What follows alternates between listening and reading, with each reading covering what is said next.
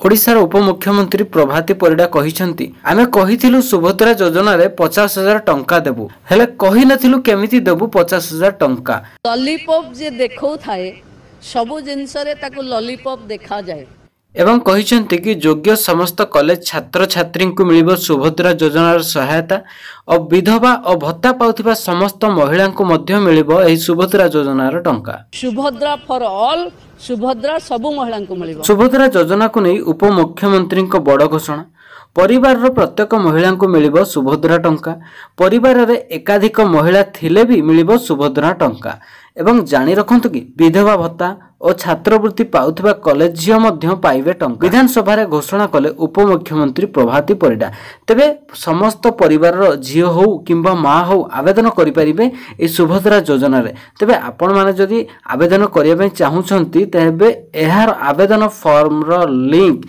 आसी जाइछि तबे डिस्क्रिप्शन रे एहार लिंक दे दियाइछि आवेदन रो फॉर्म आपण माने एबेठारु डाउनलोड करि रखि दियंतु सेप्टेम्बर 17 रु एहा आवेदन आरंभ होई जिवो।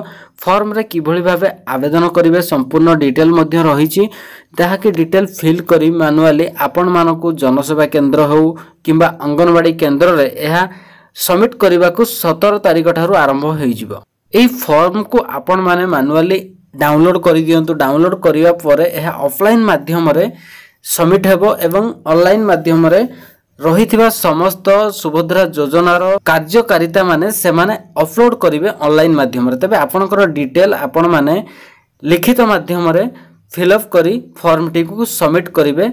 सबमिट करबा स्थान रे जेउठारे कि सबमिट करबा को कुहा जायछि सुभद्रा योजनार समस्त डॉक्यूमेंट एवं आवेदन फॉर्म